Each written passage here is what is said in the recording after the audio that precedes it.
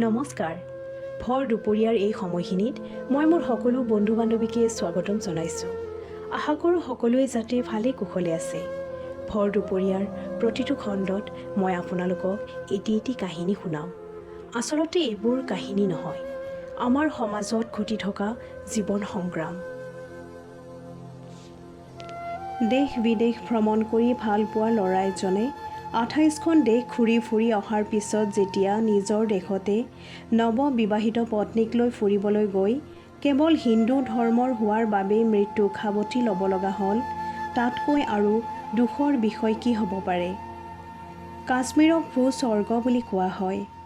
বৰফেৰে ঢকা পাহাৰবোৰ, সেউজীয়া গছ-গছনিবোৰ, শীতল জলবায়ু, এই সকলো প্ৰাকৃতিক সৌন্দৰ্যৰে ভৰপূৰ কাশ্মীৰ দেশ বিদেশৰ পৰ্যটকৰ আকৰ্ষণৰ কেন্দ্ৰবিন্দু। গুলমাৰ্গ, দলজিল, শংকৰাচাৰ্য মন্দিৰ এইবোৰৰ লগতে অনন্তনাগ জিলাৰ পেহেলগাঁৱত অৱস্থিত এটুকুৰা ঠাই যাক মিনি ছুইজাৰলেণ্ড বুলি কোৱা হয়। যিমানবোৰ পৰ্যটকে কাশ্মীৰ ফুৰিবলৈ আহে, এই সকলোখিনি মনোমোহা ঠাইৰ সৌন্দৰ্য উপভোগ কৰে। দৈনন্দিন জীৱনৰ ব্যস্ততাৰ বাবে কোনেও কাকো সময় দিব নোৱাৰা হৈ পৰিছে। বৰ্তমান জটিলতাৰে ভৰা এই পৃথিৱীত পৰিয়ালৰ মানুহকে সময় দিব নোৱাৰা হৈছে। কেতিয়াবা ক'ৰবাত ফুৰিবলৈ যো-জা কৰোঁতে সময় সুবিধা মিলি নাহে। তেনেস্থলত যদি পৰিয়ালৰ লগত ফুৰিবলৈ গৈ ঘৰলৈ নিথৰ দেহ এটা ঘূৰি আহে, তাতকৈ আৰু দুখৰ বিষয় কি হ'ব পাৰে। পেহেলগামত সন্ত্ৰাসবাদীৰ হাতত মৃত্যু হোৱা 26 জনেই হিন্দু আছিল।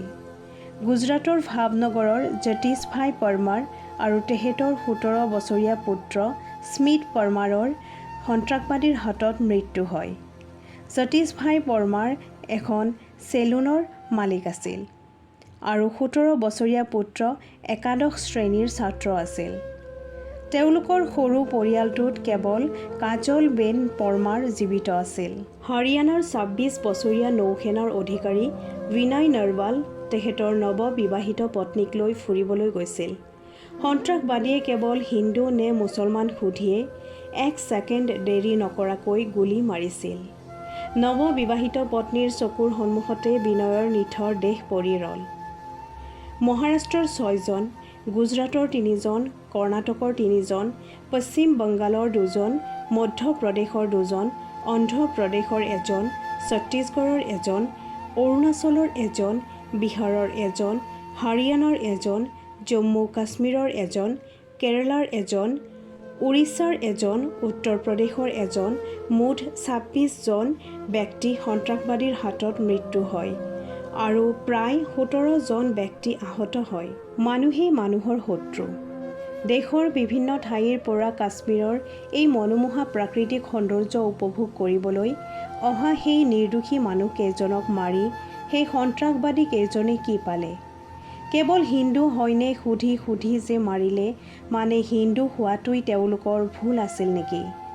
হিন্দু নাৰী কেইগৰাকীৰ শিৰৰ সেন্দুৰখিনি মচি সিহঁতে কি প্ৰমাণ কৰিলে? প্ৰতিগৰাকী মহিলাই চৰকাৰৰ ওচৰত হাতজোৰ কৰি প্ৰাৰ্থনা কৰিছে, তেওঁলোকৰ সেন্দুৰৰ মূল্য বিচাৰিছে। যাৰ ফলত ভাৰত চৰকাৰেও সেই সন্ত্ৰাসবাদীবোৰক সিপাৰে সৈতে উঘালি পেলাবলৈ আৰম্ভ কৰিছে অপাৰেশ্যন সেন্দুৰ। পাকিস্তানৰ ঠায়ে ঠায়ে ঘাট পাতি বাস সাজি থকা সন্ত্ৰাসবাদীৰ ঘাটিবোৰত বোমা বাৰুদেৰে আক্ৰমণ কৰি থান-বান কৰি পেলাইছে। নিজৰ প্ৰাণটো হাতৰ মুঠিত লৈ শত্ৰুৰ দেশত গৈ নিজৰ বীৰত্ব প্ৰদৰ্শন কৰা আমাৰ ভাৰতীয় সেনা জোৱানসকলৰ প্ৰশংসাত শব্দৰ অভাৱ পৰি যাব। নিজৰ পত্নী, সন্তান, পিতৃ-মাতৃক ঘৰত থৈ দেশৰ হৈ যুঁজিবলৈ যোৱা জোৱানসকলৰ মাজৰ পৰা কিমান জন ঘৰলৈ ঘূৰি আহিব তাৰ কোনো ঠিক নাই। কাশ্মীৰখনক লৈ ভাৰত-পাকিস্তানৰ মাজত সংঘৰ্ষ কোনো নতুন বিষয় নহয়। ভাবিলে দুখ লাগে। কাশ্মীৰত থকা ভাৰতীয় মানুহখিনিয়ে যেতিয়া নিজকে ভাৰতীয় নহয় বুলি কয় আৰু পাকিস্তানী বুলি কয়, আৰু সেইবোৰ মানুহে সন্ত্ৰাসবাদীক যথেষ্টখিনি সহায়ো কৰে, ভাৰতীয় সেনা জোৱানবোৰক শত্ৰু জ্ঞান কৰে, সেই মানুহখিনি এই কথাটো বুজি নাপায় যে সিহঁতে যদি সন্ত্ৰাসবাদীক সহায় নকৰে, সন্ত্ৰাসবাদীবোৰে ইমান তাণ্ডৱ কৰিবলৈ সুবিধা নাপালেহেঁতেন আৰু কাশ্মীৰক ভূস্বৰ্গৰ পৰা নৰকত পৰিণত কৰিব নোৱাৰিলেহেঁতেন। নিজৰ দেশৰ সেনাৰ ওপৰত শিলগুটি দলিওৱা কাশ্মীৰী মানুহখিনিয়ে এইখিনি কথা বুজি উঠা নাই যে সন্ত্ৰাসবাদীবোৰৰ সন্ত্ৰাসৰ ফলত ভূস্বৰ্গ নামেৰে খ্যাত কাশ্মীৰত মানুহে ভ্ৰমণ কৰিবলৈ যাবলৈ ভয় কৰাৰ ফলত তাত থকা স্থায়ী বাসিন্দাবোৰৰ মুখৰ ভাত কাঢ়ি খোৱাৰ দৰে হৈছে। বছৰি দেশ বিদেশৰ লাখ লাখ পৰ্যটক তালৈ যোৱাৰ ফলত কাশ্মীৰী মানুহখিনিয়ে এটা সুন্দৰ জীৱন নিৰ্বাহৰ পথ উলিয়াই লৈছিল। কিন্তু তালৈ যোৱা নিৰ্দোষী পৰ্যটকসকলক যদি এনেদৰে দিন দুপৰতে কেৱল ধৰ্মৰ কথা সুধি সুধি হত্যা কৰে, তালৈ কোন যাব? এইবোৰ কাৰণতে হয়তো এটা সময়ত আমি কাশ্মীৰখন কেনেকুৱা পাহৰি যাম আৰু ইয়াৰ বেয়া প্ৰভাৱ পৰিব কাশ্মীৰী মানুহখিনিৰে ওপৰত। কাশ্মীৰত থকা প্ৰত্যেকজন মানুহেই যে সন্ত্ৰাসবাদীক সমৰ্থন কৰে তেনেকুৱা নহয়। কিন্তু যিমান সংখ্যক মানুহে সমৰ্থন কৰে তেওঁলোকে বুজি উঠাৰ সময় হৈছে। নিজৰ দেশত খাই লৈ আনৰ দেশক সমৰ্থন কৰা কেইজনো একোজন দেশদ্ৰোহী। যুদ্ধৰ ফলত হয়তো কোনোবা এখন দেশ জিকিব বা কোনোবা এখন দেশ হাৰিব, কিন্তু ক্ষতি দুয়োখন দেশৰে হ'ব। যুদ্ধত শ্বহীদ হোৱা বীৰ জোৱানসকলক তেওঁলোকৰ পৰিয়ালে কেতিয়াও ঘূৰাই নাপাব। দেশত অৰ্থনৈতিক সংকটে দেখা দিব।